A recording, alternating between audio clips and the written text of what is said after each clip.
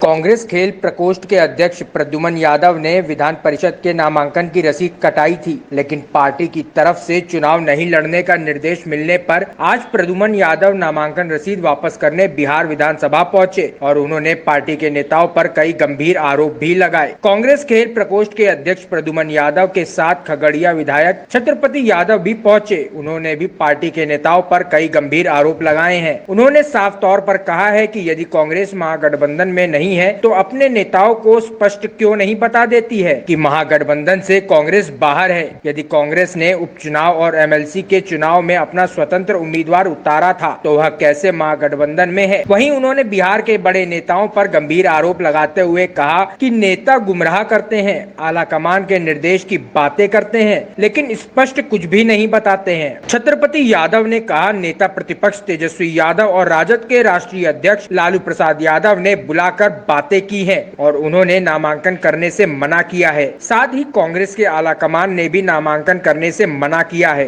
इसके बाद हम लोग नामांकन रसीद वापस करने आए हैं। बिहार प्रदेश प्रद्युमन यादव जी, अच्छा हाँ, इन्होंने एनआर कटाए थे इस विचारधारा में कि कांग्रेस भी अपना उम्मीदवारी दर्ज देंगे और अंतिम क्षण तक प्रयास किए पार्टी को समझाने का कि हमारे पास कांग्रेस का 19 विधायक है, हम लोग को प्रस्तावक 10 होता है, हम लोग प्रस्ताव दे करके नॉमिनेशन कराना चाहिए।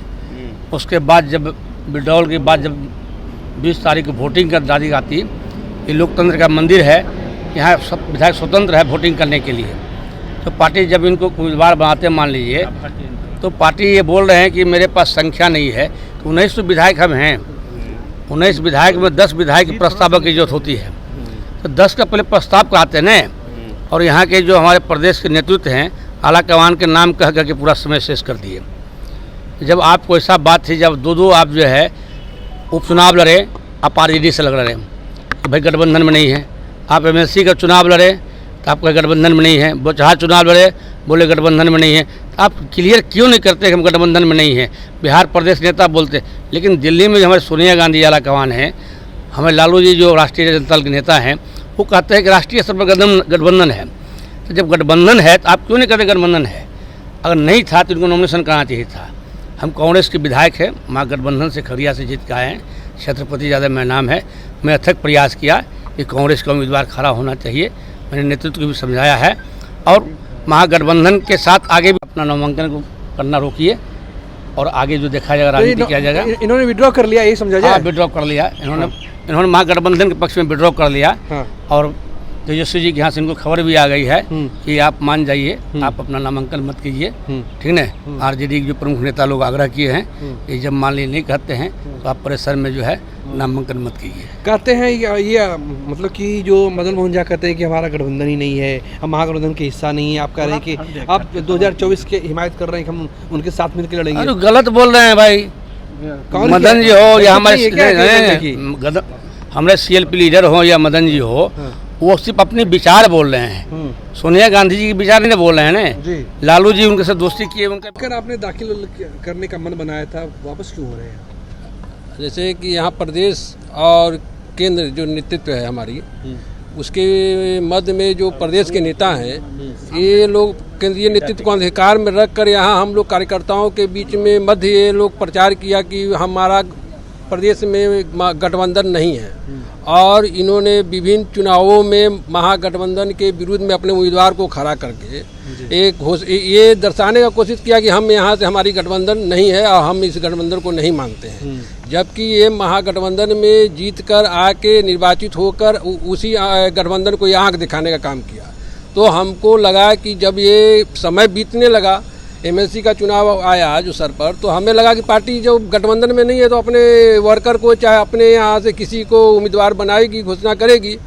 तो ये लोग समय को खाली अपना जो इनका जो मकसद है, मूल मकसद था कि हम किसी भी तरह राहुल गांधी को केंद्रीय नेतृत्व में जो प्रधानमंत्री के हमारे देश के वो दावेदार हैं उनको नहीं बनने देना है। इसीलिए अपने विधायकों पर ये ज़बरदस्ती एनडीए के सपोर्ट के लिए तैयार कर रहे थे, मतलब दबाव डाला।